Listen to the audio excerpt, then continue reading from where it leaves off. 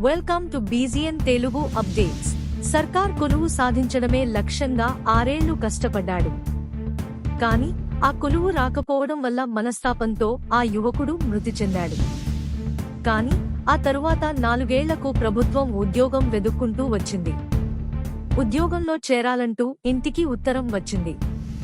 కానీ ఆ యువకుడు చనిపోయాడని తెలిసి సమాచారం తెచ్చిన పోస్ట్ మ్యాన్ కన్నీళ్లు పెట్టుకున్నాడు. ఈ ఘటన మంచిర్యాల జిల్లాలో చోటు చేసుకుంది. సింగరేణి ప్రాంతం మందమర్రి ఫస్ట్ జోన్ కి చెందిన సిద్దంకి మొండయ్య సరోజ దంపతులకు నవీన్ కుమార్, అనూష, ఆదిత్య, జీవన్ కుమార్ నలుగురు సంతానం. వారిలో 2 కుమార్తెలు మానసిక దివ్యాంగులు.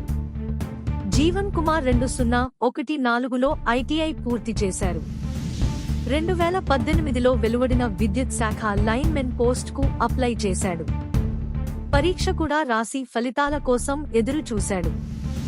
అదే సమయంలో అనారోగ్యంతో అక్క ఆదిత్య 2018లోనూ, తల్లి సరోజ 2019లోనూ మృతి చెందారు. వరుస విషాదాలు ఓ వైపు, ఉద్యోగం రావడం లేదన్న మనోవేదన మరోవైపు జీవన్ కుమార్ను కుంగదీశాయి. సింగరేణిలోనూ ఉద్యోగానికి ప్రయత్నించి విఫలమవడంతో మార్చి 2015న ఉరివేసుకుని బలవన్మరణానికి పాల్పడ్డాడు. జీవన్ మృతి చెందిన ఏడాదికే అక్క అనూష, తండ్రి మొండయ్య సైతం మృతి చెందడం ఆ ఇంటిని మరింత విషాదంలోకి నెట్టేసింది. చివరకు పెద్ద కొడుకు నవీన్ ఒక్కడే మిగిలాడు.